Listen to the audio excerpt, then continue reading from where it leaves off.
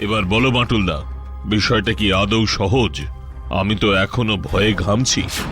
ভয়ের কিছু নেই সাতমার। কিছুদিন আগেই এক জিনকে আমি লড়াই করে হারিয়েছি। এ জিনও আগেরটারই কোনো এক বংশধর হবে। হ্যাঁ, বাটুলদার কাছে এটা তো বাঁ হাতের খেলা। বাটুলদার থেকে শক্তিশালী এ পৃথিবীতে কেউ নেই। আপনি কোনো চিন্তা করবেন না পালোয়ান দা। তবে জিনকে নিয়ে কোনো চিন্তা নেই বলছো? বললাম তো না। আমি জানতাম তুমিই পারবে। ওহ, এতক্ষণে মনে একটু শান্তি পেলাম। তুমি আপাতত একটু জিরিয়ে নাও, দুপুরে খাওয়া দাওয়া করে রওনা দেওয়া যাবে খন ময়নাগুড়ি। তুমি যা বলবে। দেখো, আমার সম্মান কিন্তু আবারও তোমারই হাতে বাটুলদা। এই যাত্রা উদ্ধার করো আমায়। বললাম তো, বাটুল থাকতে তোমার কোনো চিন্তা নেই সাতমার। আচ্ছা, আমরা কি ঘোড়ায় যাব? হ্যাঁ বাটুলদা। ডায়মন্ড, ডায়মন্ড তুমি ঠিক আছো তো? তোমার কিছু হয়নি তো? আমার আবার কি হবে? না, আমি ওই যে দেখলাম বাড়িতে ওই গুন্ডা এসেছিল। হ্যাঁ, আমার তো খুব চিন্তা হচ্ছিল, আমার খুব ভয় লাগছিল। তোমার কোথাও চোট লাগেনি তো ডায়মন্ড?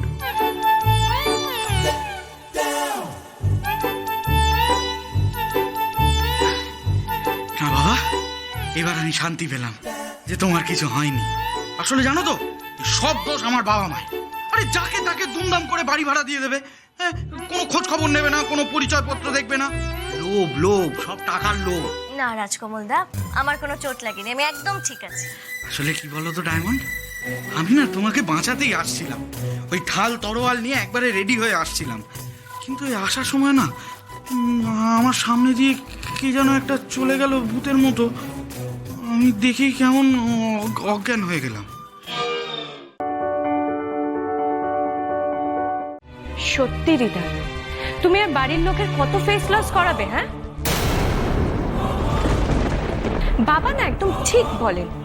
রিদান, তুমি না একদম ওয়ার্থলেস একটা ছেলে। সরি টু সে মা, আপনি আপনার ছেলেকে না ঠিক মানুষ করতে পারেননি, একেবারে লুজার তৈরি করেছেন।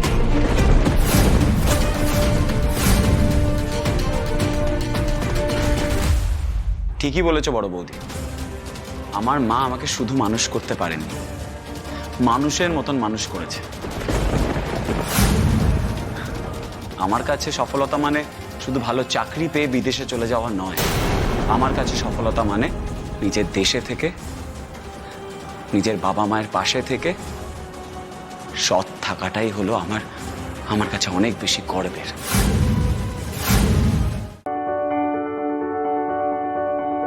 আজকে প্রথম সেমিফাইনাল আমাদের।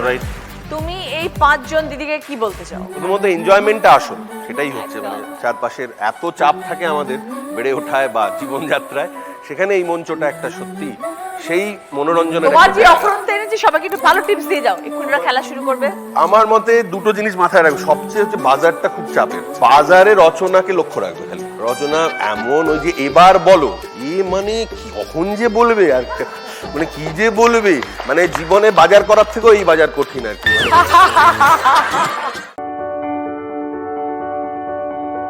বাংলার সেরা দিদি নাম্বার 1 হয়ে ওঠার লড়াইয়ে আজকে প্রথম সেমিফাইনাল। হয়তো তোমারই জন্য হয়েছি প্রেমে যে বন্য, জানি তুমি অনন্য সারা হাতে ধরা। যদি কখনো একান্তে চেয়েছি তোমায় জানতে, শুরু থেকে শেষ প্রান্তে ছুটে ছুটে গেছি তাই।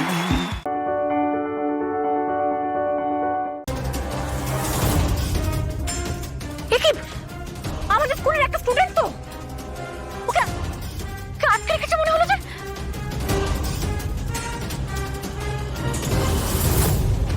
কেন আটকে রেখেছে? ও মাই গড, কিডন্যাপ নাকি? কোন কোথায়? ও মাই গড, ওখানে কাউকে একটা বেঁধে রাখা আছে। কিন্তু মহিলার মুখটাই তো বোঝা যাচ্ছে না। উনি কে? উনি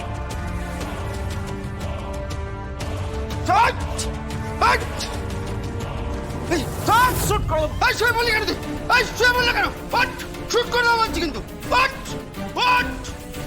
এখান থেকে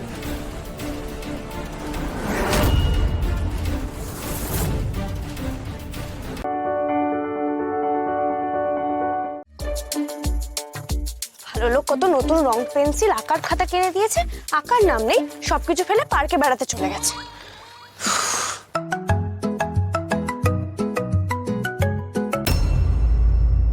হ্যাঁ বল দিদি। হ্যালো মধু, মধু বাড়িতে একটা সাংঘাতিক বিপদ ঘটে গেছে, তুই দেরি করিস না, তাড়াতাড়ি চলে আয় বাড়িতে, এক্ষুনি আয়।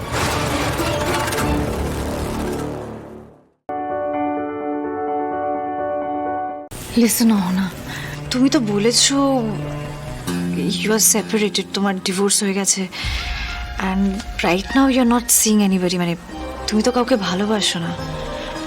দেন ওয়াই নট দাদা ভাই? দেখো, তোমাদের দুজনের মধ্যে একটা সুন্দর মিষ্টি সম্পর্ক ছিল, সেটাকে আবার বাঁচিয়ে তোলো না। দাদা ভাইয়ের জীবনে আবার ফিরে এসো প্লিজ, আমাদেরকে জাস্ট বাঁচাও, সেভ আস। অনেকে তো কি তাই চায়, মানলাম ও শ্যামলীকে চায় না, কিন্তু ও কি আমাকে দেবে ওর জীবনে জায়গা? সেটা জানো, এক্সপ্লোর করো, সেটা তো করতেই পারো, তাই না না?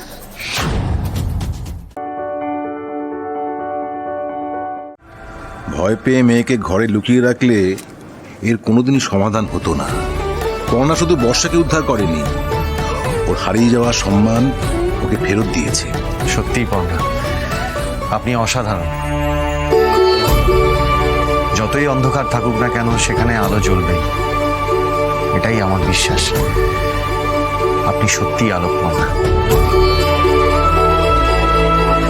হ্যালো ঈশা, বলছি এইখানে তো সর্বনাশ হয়ে গেছে। আরে বন্যা তো আমাদের সাজানো প্ল্যানে একেবারে জল ঢেলে দিয়েছে। হোয়াট? আবার কি করেছে ও? বলছি ঈশা, এইবারে কি করবো আমরা? গলায় কলসি বেঁধে ডুবে পড়ো, অপদার্থ, সব কটা অপদার্থ।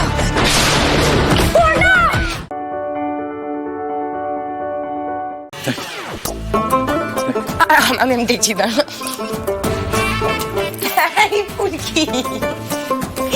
কি হয়েছে তোমার? আমার বাড়ি থেকে এত জ্বালাতন করছো কেন? আরে বাবা, ও তো ভয় শেষ হয়ে যাচ্ছে। আচ্ছা আচ্ছা আচ্ছা, মানছি যে তোমার রাগ হয়েছে, তাই অনেকগুলো মিষ্টি খাচ্ছ, কিন্তু এটা ভেবে দেখো তো, এই মিষ্টিগুলো তোমার কত বড় ক্ষতি করছে। ছাড় মা, আর খেতে হবে না, ঠিক আছে? আরে এই যে ভাই, তুই সত্যি তুই যা শালিনীকে নিয়ে কাণ্ড করেছিস না, আরে বাবা ওর জায়গায় যদি আমি থাকতাম, আমি তো রাগ মাগ করে 3 হাঁড়ি মিষ্টি খেয়ে ফেলতাম।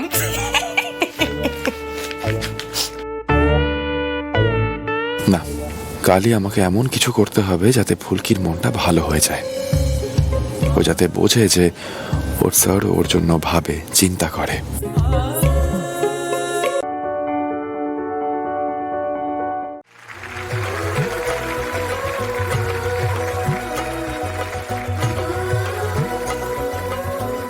মায়ারে বিয়া কইরা যখন আমার বাসায় আনো, তখন তো কেউ আর কিছু করতে পারবা না।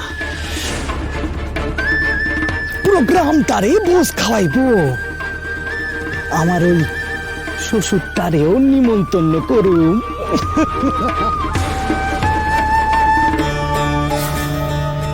ময়না,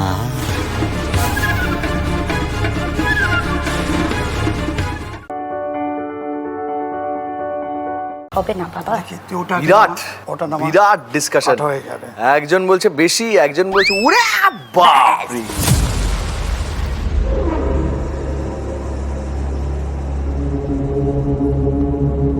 মদন বাবু মেয়ের কথা শুনবেন না। মাছের রান্নায় তো নয়, একেবারে হাত খুলে তেল ঢেলে দিয়েছেন এবং মেয়ে উপাস থেকে আঁতকে উঠেছে। দিয়ে ফেলো একদম।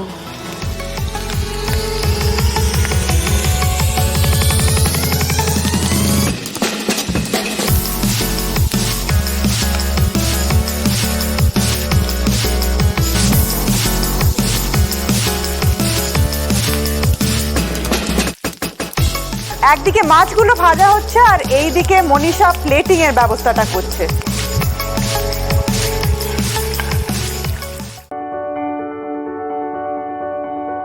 আমি জিতে গেছি, ইয়েস আমি জিতে গেছি। আর এইভাবে কি করে জিতে গেলে? আমাকে তো গল্প বলায় ব্যস্ত রাখলে, আর এখন বলছো তুমি জিতে গেছো। আমি তো বলেইছিলাম যে আমি চ্যাম্পিয়ন। তোমার এই জেতাটা আমি মানি না। আরে মানবে না মানেটা কি? এই দেখো, বলো তুমি হেরে গেছো, বলো ইন্দ্র হেরে গেছো, তুমি হেরে গেছো, আমি জিতে গেছি। হ্যাঁ বলো। আচ্ছা বাবা, আমি হেরে গেছি। খুশি? খুশি। কিন্তু একটা কথা বলবো? কি? তোমার জয় আমার জয়, আর আমার হারেই তোমার হার। কি বলো তো, আমার অর্ধেক তুমি আর তোমার অর্ধেক আমি, এই কারণে আমি হেরে গিয়েও জিতে গেছি। আর আমি জিতে গিয়েও হেরে গেলাম।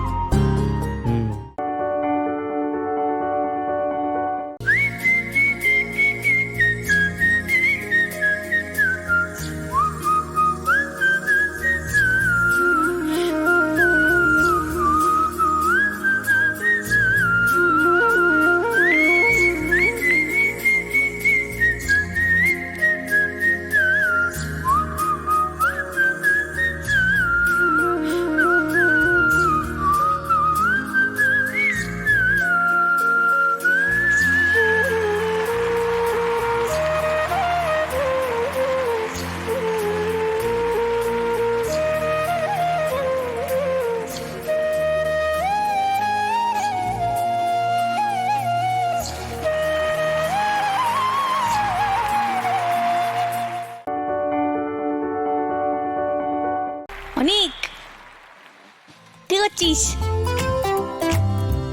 তোর দাঁত একটু কম আছে, আমার একটু বেশি আছে, তুই যদি এখানে আসিস তোকে দেবো এক্সট্রা। 36 বছর এগিয়ে থাকা একটা বুড়ি দাঁত, এই দাঁত দিয়ে কি করবে তুই? তাই না হয় দেবো, বল। এই দেখ, দাঁত নিবি না মিষ্টি নিবি ভাব। একটা ভালো জিনিস দেবো, এই যে রাঘব দা মিষ্টি দিচ্ছে, আমি তোকে দাঁত দিলাম না হয়। দাঁত লাগবে কি?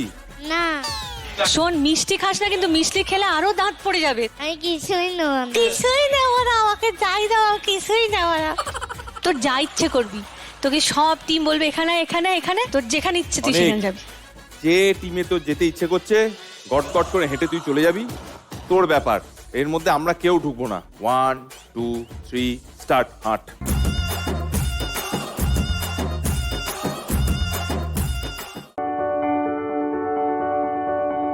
তোমরা নিশ্চয়ই ভাবছো যে ভালো গিয়েছো, কেন হলো না? স্বাভাবিক প্রশ্ন। দেখো কি হচ্ছে, যে ইন্টারেস্টিং ব্যাপার, তোমরা প্রেজেন্ট করছো অ্যাজ এ ডুও দুজনে, তো তোমাদের দুজনকার এই আওয়াজের টেক্সচার ইজ অ্যাবসলিউটলি সিমিলার, যেটা for many people is a plus point, কিন্তু আমার জন্যে specially it's not a plus point, কেননা আমি কন্ট্রাস্ট পাচ্ছি না, নাম্বার 1। নাম্বার 2, যেটা হলো একটা সুরের একটা ধাঁচ আছে, কথার একটা বাঁধন আছে, একটা ডিরেকশন আছে, ট্রাস্ট বোথ অফ দিস। কখনো যদি ওইগুলো কম পড়ে যায়, then you do your expression. এতগুলো এক্সপ্রেশনের দরকার নেই। গানের একটা গ্রাফ হয় তো, প্রথম 10টা line take it easy, maybe the 11th and 12th and 13th line you can do this, again take it easy, give me little graph, নাহলে না ইট বিকামস টু মাচ। এই প্রাইমারিলি দ্য 2 reasons ওয়াই আমার মনে হয় primarily you are not going to the next stage. But fantastic, lovely voice, loved your harmonies, they're really amazing. Thank you so much. All the best for your journey, it's just the beginning. Definitely. Thank you. आपको बहुत जल्द मुंबई आना पड़ेगा। आपका आवाज जो है वो बिल्कुल बिल्कुल बिल्कुल परफेक्ट है। সাই ডেফিনেটলি ওর সিদ্ধান্ত জানাবে, কিন্তু তার আগে কৌশিকী গানে গানে জানিয়ে দিয়েছে সাই যদি ওর দলে যায় তাহলে ও খুব শুধু খুশি তাই হবে। নয়, প্রথম গোল্ডেন গিটার প্রেস করেছেন ইন্দ্রদীপ দা, আর তারপরে সাই জি আই যাইও। मैं तो कुछ बोलने वाला ही नहीं हूँ, क्योंकि सबसे लास्ट में, क्योंकि मैं तो खो गया था। मुझे बाद में ना मुझे जगाया जो दी ने कि हमको गोल्डन गिटार देना है, तब मेरी आंखों में, तब मेरे होश में आया और तब मैंने प्रेस किया। तो मैं तो कुछ बोल ही नहीं सकता, क्योंकि मैं तो सबसे लास्ट में मैंने दबाया। যেখানেই টিমে যাবে না ও, এটা কিন্তু জি বাংলা চ্যানেল पर একটা বিরাট গেন, যেখানেই যাবে, বিকজ वो गाना गाएगा, हम सुनेंगे, इससे बेटर क्या हो सकता है। I really wish you all the best, whatever you choose, you are free, but I am so happy যে তোমার মতন একটা talent, we can see this. এমন ব্যাপার নয় তো যে ওই মাছকে ইন্দ্রদেব পাঠিয়েছেন ভৈরবকে আটকানোর জন্য, অথবা এটা বানাসুরের কোনো পরিকল্পনা হতে পারে, কারণ অসুররাও তো মায়াবী হয়।